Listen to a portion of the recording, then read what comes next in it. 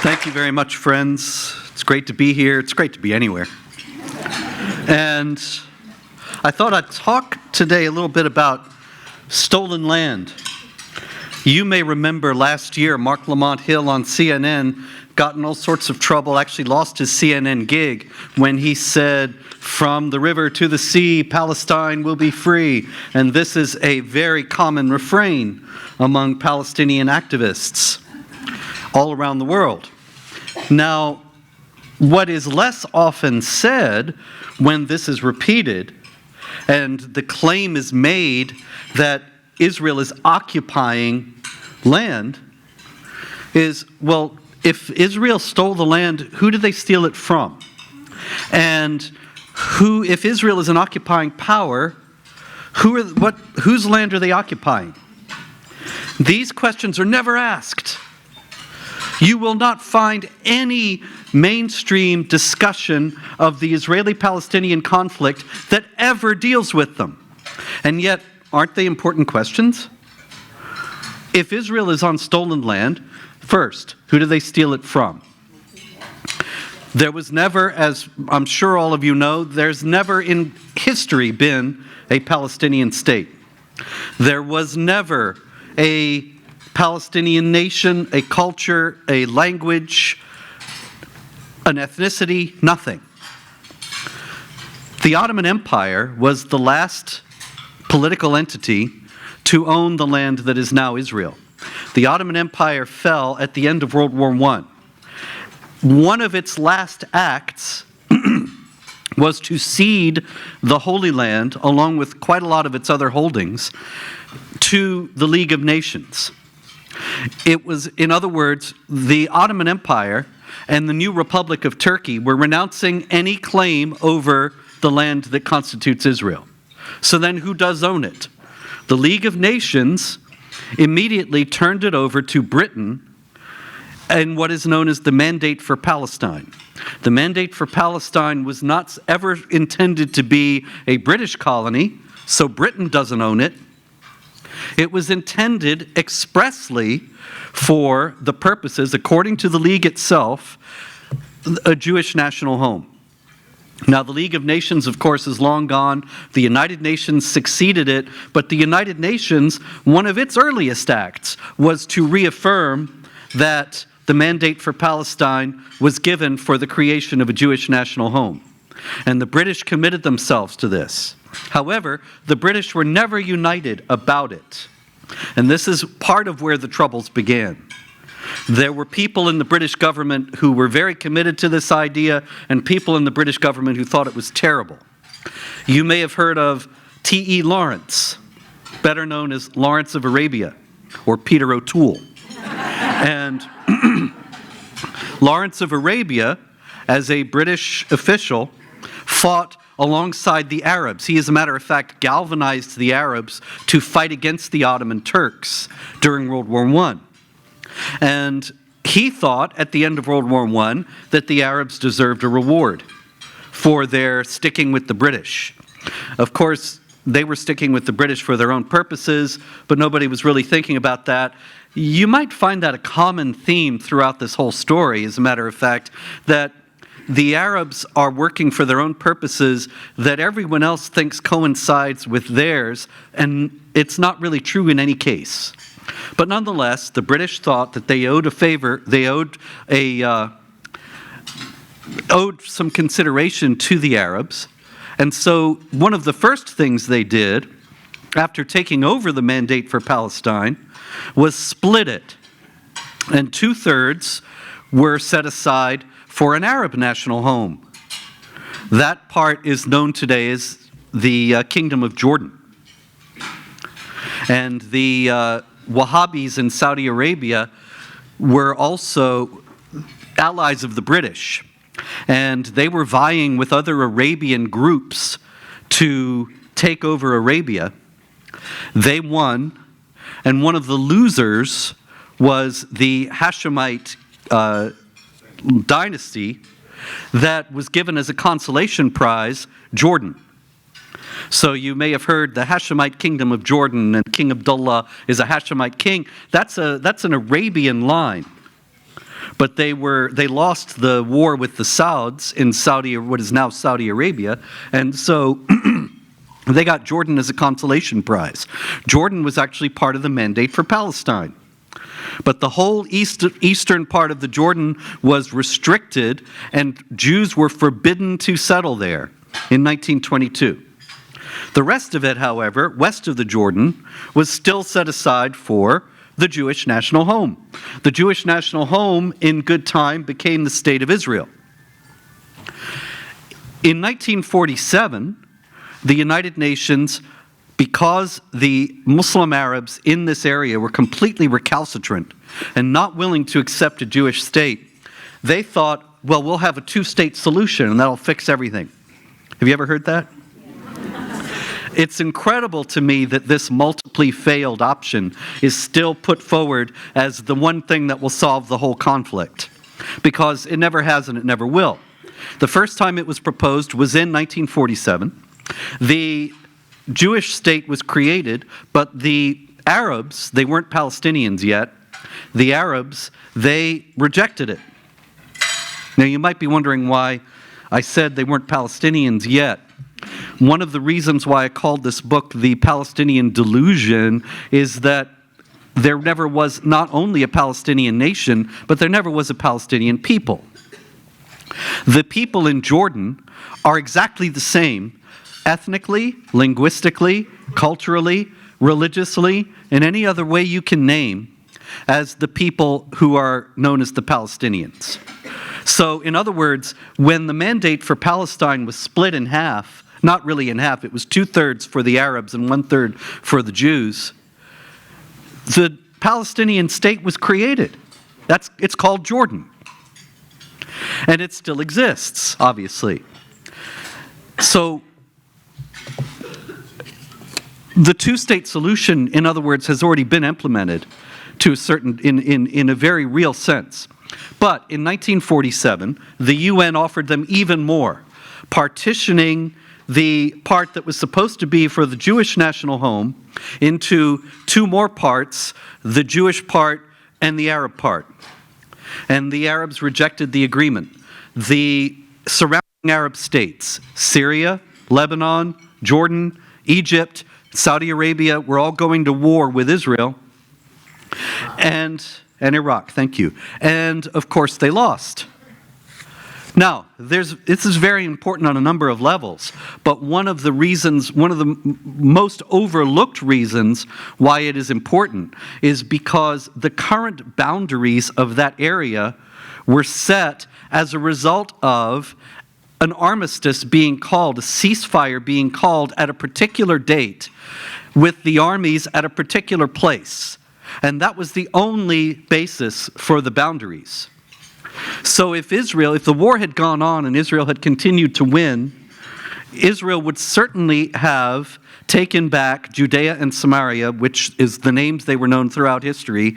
The Jordanians renamed it the West Bank in 1950, and they would have taken Gaza. But at the time that the ceasefire was called, Jordan was in control of Judea and Samaria, and Egypt in control of Gaza. Did that negate the fact that under international law, certified by Britain, by the League of Nations, and by the United Nations, the only state that had any legitimate claim to Judea and Samaria and Gaza was Israel? It did not. We talk about occupied territory. The only time those territories were occupied was between 1948 and 1967, when Egypt was occupying Gaza and Jordan was occupying the so-called West Bank. When Israel won them back again, then they were no longer occupied. There is no other power in the world that has any legitimate claim to those territories. One of the great mistakes that Israel has made, and I explain this in the book, that it started in the 70s, it was really an unfair fight. I think that if you read any part of this book, the part you should, and you're only going to read one chapter, read the chapter about the Camp David Accords, and you will be amazed. Because it was not Menachem Begin, the Prime Minister of Israel, and Anwar Sadat, the President of Egypt, and Jimmy Carter, the President of the United States, mediating and moderating and so on. It was Sadat setting the terms, Carter telling Sadat, I will do anything you want, and make sure that you get everything you want. And Begin absolutely left out of the equation. You have Carter idolizing Sadat and thinking he was a great hero. And he actually did tell him that I will work for your agenda. I will do what you want. And when he turned to Begin, he was talking one night to Rosalind Carter, his wife, and he said, this Begin is a psycho. And their relationship was icy. Camp David was a long exercise in giving the Egyptians what they wanted. And it did to a tremendous degree. But one of the most fateful things that it gave them was Israeli recognition of the Palestinian people. Now, this was disastrous in a number of ways. Really, I don't want to criticize Menachem Begin. He was in an extraordinarily difficult position. And I doubt that I would have done any better. I doubt that most of us would have been able to do any better under the circumstances. He was at a tremendous disadvantage. But the fact remains nonetheless that the recognition of the Palestinian people has reverberated negatively in extraordinarily numerous ways. One of them is that it obscures the fact that I said before, that the Palestinian Arabs are not any different from the Jordanian Arabs or the Lebanese or the Syrians. And so the Jordanians could easily have solved this problem years ago. Do you know that you have this artificially prolonged refugee situation with regard to the Palestinians that has never been true of anybody else in history? My own grandparents were exiled from the Ottoman Empire in 1918, and they came to the United States. And my parents were born in the United States, and I was born in the United States. If we were Arab Palestinians, then I'd be a refugee. But I am not a refugee. My parents were not refugees. My grandparents were the refugees. It used to be, when the world was saner, that the people who actually were refugees, not their children or grandchildren.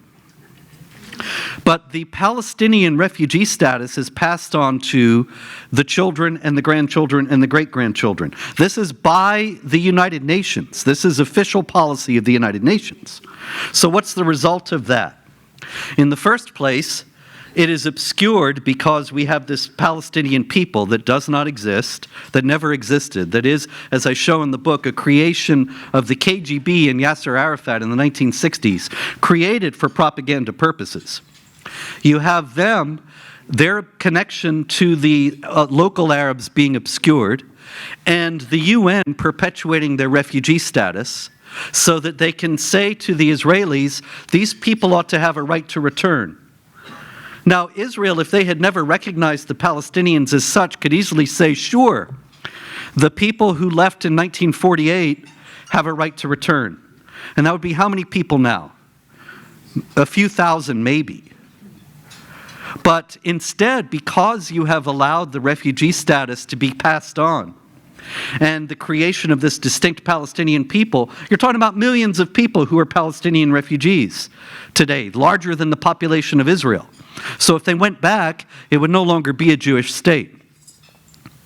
Now, one other thing that's key to remember, there's so many things that are key to remember in this, is why did they leave in the first place? And this is another thing where the truth has been obscured and completely covered over with disinformation and misinformation. And you have people saying that this is stolen land and that the Palestinians were driven out. And every part of that is false. I've explained that it's not stolen land. I've explained that there are no Palestinians, and they were not driven out. What happened was the Arab Higher Committee actually ordered them to leave, told people to leave. And this was in 1948, when the Arab states went to war with the new state of Israel. The Near East Arabic Broadcasting Station said on April 3rd, 1949, "It must not be forgotten that the Arab Higher Committee encouraged the refugees' flight from their homes in Haifa and Jerusalem." The Egyptian daily Akhbar al-Yawm reported that the Mufti of Jerusalem, the notorious Haj Amin al-Husseini, who was an ally of Hitler during World War II, lived in Berlin and raised up an SS division. He said that the Mufti of Jerusalem appealed to the Arabs of Palestine to leave the country because the Arab armies were about to enter and fight in their stead. The idea was that they thought that they were going to crush Israel in a matter of weeks, that they wanted these people out of harm's way in the meantime, so they told them to leave and figured they would be home in very quickly, and that would be the end of it. Instead, they lost the war. And then they lost the war, then Plan B went into effect, which was to gain by the so-called peace process what they could not obtain by the force of arms. And this is the situation that we have been in. We're dealing with people who were fanatically and genocidally intransigent because of their religious beliefs, and nobody wants to talk about. If you look at the Middle East Media Research Institute or Palestinian Media Watch, both readily available online, and watch a little Palestinian television, and you'll find that it's full of hatred and violence and incitement all the time. And always it's referred back to their religion. Always it all has to do with Islam. That the Quran says, drive them out from where they drove you out. It's chapter 2, verse 191.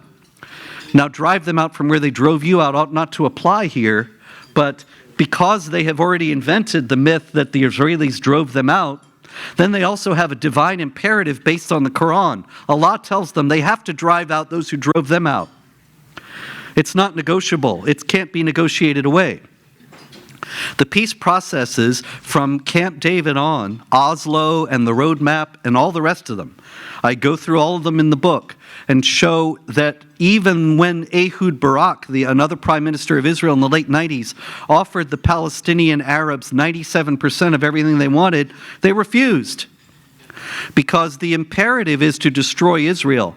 And the condition of the agreement would be that they would lay down their arms and stop fighting against Israel. They'll never agree to anything like that. Or if they agree to it, it will be on an insincere basis. And this is also in part because of our friends the British. I just wanted to note in closing that one of the reasons why this conflict has been so violent in such an ongoing manner, and that there have been so many times that civilians have been brutalized and victimized, is because the British encouraged them to do this. And you might think, oh, that's crazy. Now this guy's really nuts. Why did we come here? We could have gone to some place and had a nice lunch and not had this lunatic. No, seriously. This is all readily documentable. It's all documented in the book. There was a part of the military, the financial advisor, actually, to the military administration, the British military administration in Palestine, Colonel Bertie Harry Waters Taylor.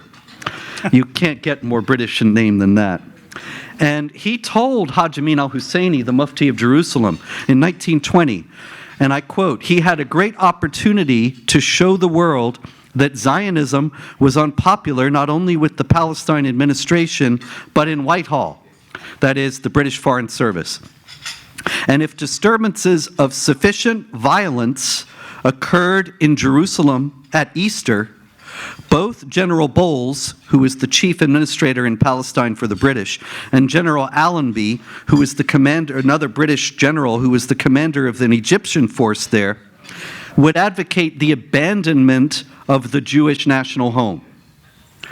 I hope did you get that? The British official told the Mufti, if you're violent enough, then British officials will turn away from the Jewish national home project. And they've been operating on that basis ever since. And so, when you hear about Trump's deal of the century, it is a shame that the lessons of history seem not to have been learned. even by a president so perspicacious as Trump, but there is hope, because Trump has also changed this game entirely and is the first president since the founding of the State of Israel to challenge the Palestinian narrative, to stand up to violent intimidation, moving the embassy to Jerusalem, which all the other presidents wouldn't do because the terrorists would hit us, which is allowing the terrorists to set our foreign policy, and stating that they're not going to get any more money unless they make sincere efforts toward peace. And so he is definitely moving in the right direction after decade of fantasy-based, wishful thinking policymaking. So thank you all for being here, and we can all just hope that he will be able to continue on this track.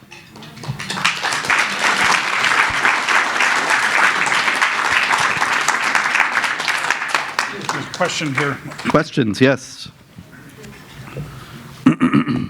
Thank you. And thank you for writing your previous book about jihad being launched during the time of Muhammad, not because of Israel. Yeah, that's no doubt about that. Yeah. Israel is on the front lines of the jihad. The book to which the lady is referring, of course, is The History of Jihad, the only history of jihad in English. It's available at any self-respecting bookstore now. And here. You have some that's copies right, it's here. What most people do not realize about the Israeli-Palestinian conflict is that it's just another theater of a 1,400-year jihad against the non-Muslim world. And the objective is to extend the political hegemony of Islamic law over the non-Muslim world. And so Israel is a direct affront to that operation, to that project, because it's non-Muslims ruling over land that had been ruled by Muslims. And so it is an insult to Islam in itself and can never be accepted as a Jewish state, because Islam must dominate and not be dominated, as the saying goes, and the state must always be in the hands of the Muslims. So here's my question. When you mentioned that the KGB in Russia had their fingers in it, my question is, what proportion of this historic saga that you're talking about is about normal greed, geopolitical power, versus anti-Semitism, the oldest hate? How do those two brews come together, and what's the dominant one? Or how does anti-Semitism add fuel to the geopolitical? Well, in particular, when you're talking about the Israeli-Palestinian conflict, then you've got to deal with Islamic anti-Semitism.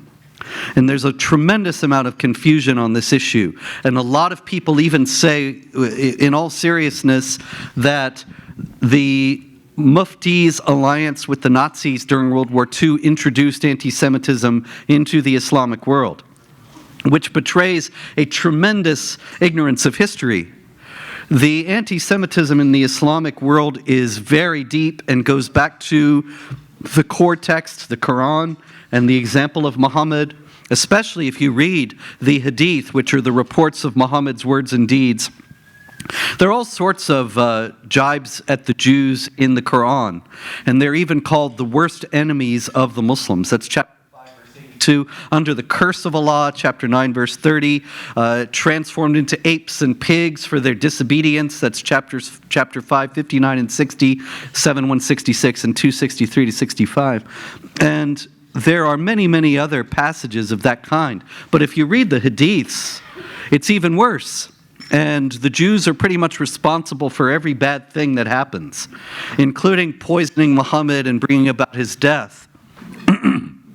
And so, when you have that backdrop and a history, as I show also in the history of jihad, of anti-Semitism, and then the idea that Israel is on not only stolen land that they must be driven out of by Quranic fiat, but also on land that belongs to the Muslims because it was once ruled by Muslims, then you can't separate anti-Semitism from any of that, because it's very deep.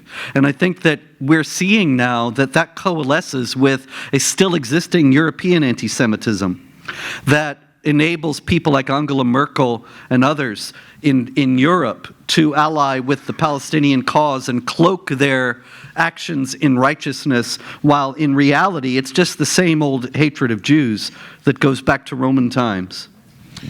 Okay, there's several hands up. We're going to go Jaro to Brent and then to Noni, and then we'll see what we can do after that. I think I would posit that it's a multi-front war, that Israel's the front of the war against the West, but you have the war against the non-Salafists and the Sunni versus the Shia and the Iranian Shia hegemony and the Shia crescent, on and on. It's a real tangle. Having said that, you had the effrontery to mention Marc Lamont. And earlier this year, I was clearing TSA pre-check, and behind me was Le Professeur. And I wasn't going to let a crisis go to waste. And said, so, from the river to the sea, huh? Said, what do you know about Mohammed Hajj al-Husseini and Hitler and being a commander in the SS Wehrmacht and 25,000 Bosnian Muslims fighting and so on? I said that the leader of the Palestinians was an ally of Hitler and the only undefeated ally of Hitler, not defeated, not occupied, not re-educated, were the so-called Palestinians. What about that, Professor? And what is it? Jews, Arabs can live anywhere and Jews cannot? Now, normally, not a good idea to get into the Mideast and when you're clearing TSA. And they did hear me. And I got winks and smiles and nods. But it was interesting that Lamont had no answer. He looked a little panicky. And last, CNN, Richard Quest, who's Jewish, and I seem to keep bumping into each other. And it was, the last time was in the Tel Aviv Hilton. And unfortunately, it was just within the week, but before our move of the embassy. And the reason why is because CNN that day covered the Gaza riots rather than the move to the embassy. Because if I had that behind me instead of in front, boy, I would have ripped Richard Quest a new one. Brent? Yes, Robert, in this time of transcendent life, of transcendent light, I'm so thankful to God for bringing you back to us in health and happiness.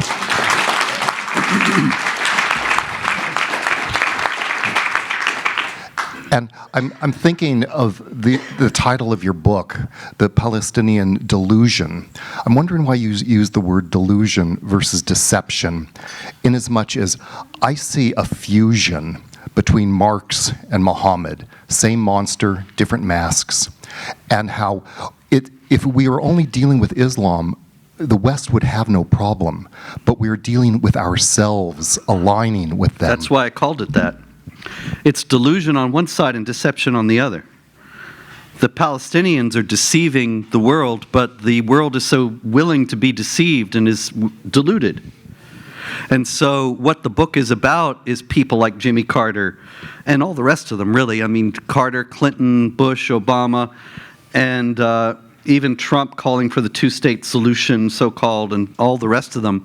The entire Western world being deluded into thinking that these people need financial support and deserve moral support. All these self-righteous college students marching for the Palestinians, thinking that they're on the side of the oppressed and the lowly, when they're on the side of the genocidally violent, hateful party, and they're completely deluded. So delusion and deception, I would have loved to have fit them all in together, but I'm not Jesse Jackson, so. Right here. No? Yes. Hi. Noni. Just to confirm what you're saying, that it's 100% correct, and a lot of people in the West don't understand the roots of the Arab-Israeli conflict, that it's totally religious. Islam came 600 years after Christ, not as a continuation of the Bible, but as a rebellion against the Bible and biblical values. And because Islam, at its core, rebelled against the Bible, to them, the founders of the Bible are the Jews. And that is an intrinsic, foundational problem with Islam when it comes to Jewish people. Yep. But my question is, are you familiar with the Arab League, how its policy until today forbids any Arab country from giving citizenship to the children and grandchildren of Palestinians that live in every Arab country? Yeah, that's all in the book. The Jordanians actually granted the Palestinian citizenship, but for the most part have not followed through with any kind of concerted effort to attract them or to allow them to come in with any relief of any difficulty that they might have in making the transition. But no other Arab country, not Syria, Lebanon, Egypt, none of them, have granted the Palestinian citizenship because they want to keep the refugee problem alive to beat Israel with. That's all. Okay, we're going to go here, the gentleman, and then to Lisa up front, so 3 more. Yeah, thanks. At the time of Nasser, there was a lot of talk about Pan-arabism. Do you know of any Arab writers that instead of that deal with the idea of Pan-Semitism rather than Pan-arabism? No, I don't think nary one. No, Pan-arabism was actually a movement created by Christian Arabs because they were subject to dhimitude, which is the institutionalized discrimination against the people of the book, so-called, primarily Jews and Christians, in Islam.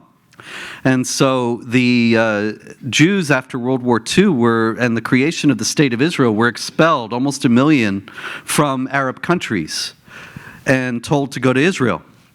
And the Christians, having lived under this oppression for so long, this was the time of nationalism and race-based movements like Hitler's. And so they formulated this idea of a secular union with the Muslims on the basis of shared Arabism.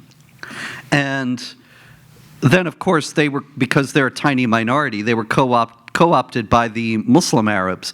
But secular Arab nationalism was for a time a very significant political force in the Arabic world. And Nasser, Sadat, Mubarak were exponents of it, as well as Saddam Hussein and the Assads in Syria, who's the only one left. And there were others elsewhere. But as far as pan-Semitism goes, no Muslim would ever say, hey, let's work together with the Jews on the basis of our shared Semitism and keep his head. Right here, Robert. And then I'm going to go up to this table to try to get to it if I can. Hi, Robert. Hi. Been following your website for many, many years. Thank you. Both of them, actually. So we hear a lot about the Arab world and their obvious behavior with regards to the Jewish state. We hear about death to Israel via the Persians, the Iranians. What about Turkey with Erdogan and that resurgent caliphate mentality? What are your thoughts on that? That's a very serious threat. Erdogan has actually said, quite recently, that there should be the creation of a pan-Islamic army to fight against Israel. And pointed out that if all of the Islamic countries in the world, 57 countries, 56 countries, and the Palestinian Authority, if they all contributed troops to a massive army and marched on Israel, they could destroy it. Now, we have somebody was mentioning about the Sunnis and the Shia and all these other conflicts within the Islamic world. We have that to thank for the likelihood that that will not materialize. But it was noteworthy that he even suggested it, that he reminded us once again that, as Noni emphasized, this is a religious conflict that will never be solved by politicians who ignore the religious component of it, which is essentially the U.S. State Department. It is an Islamic problem, a problem that arises from Islamic principles, and unless and until those are addressed, it will never be solved. Erdogan is a hardline Islamist who wants Islamic rule in Turkey and everywhere else, he has actually explicitly also said that he wants to recapture all the lands that were once ruled by the Ottoman Caliphate, which would include Israel, as well as Egypt, North Africa, Greece. He's asking for a big war. We'll see if he ever gets it. But We're going to try to get two real quick ones, then and then I'll we'll stop wrap being up. so long-winded. Yes. Could you comment on radical Islam in the United States? I'm against it. What do you think? What do you think of its future? Is what? Its future.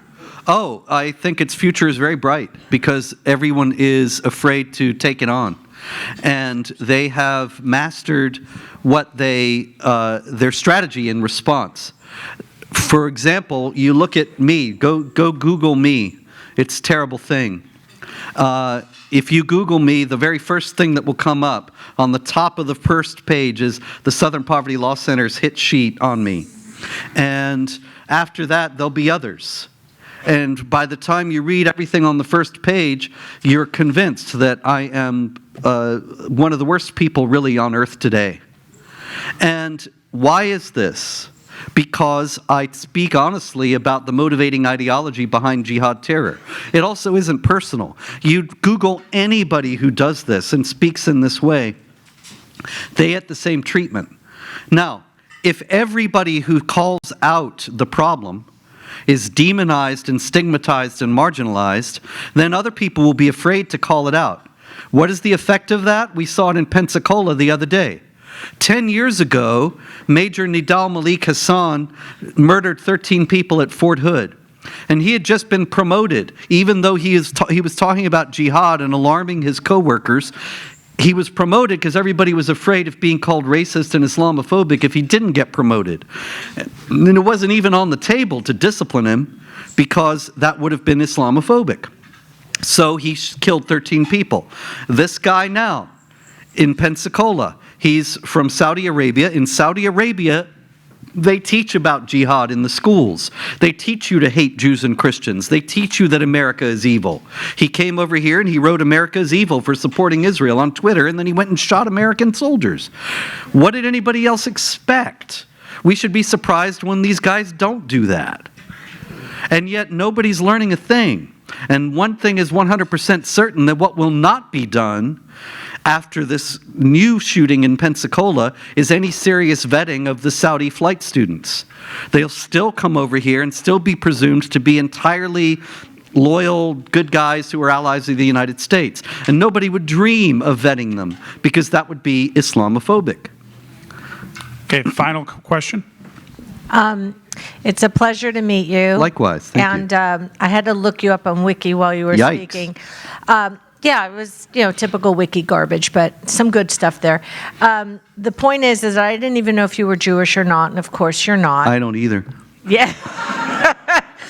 And I just wanted to tell you that I've had numerous opportunities to meet famous political Israelis, and they're usually, peppering their speeches with all kinds of diplomacy and, two-state solution. And usually I just ask a question, and usually they get really annoyed with me. And the question is, how can you have peace with people who don't recognize your right to exist?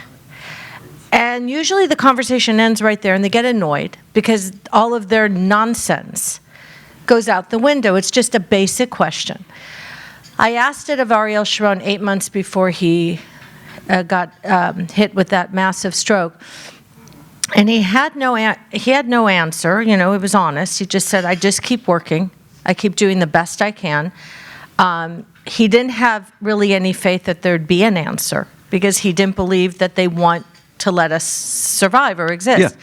And it was actually comforting to hear someone of his caliber finally admit that there was nothing he really felt he could do but keep Israel safe on his own. Mm-hmm. And I asked him what did he think was the biggest problem facing Jews, and he took a very long gulp.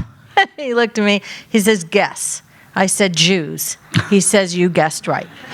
So he said this to me while he was prime minister, that Jews are the greatest problem. And when you look at Soros and you look at the media, Jeff Zucker, and you look at people running the left, and you look at Schumer, and you look at all the donors, it's devastating to me.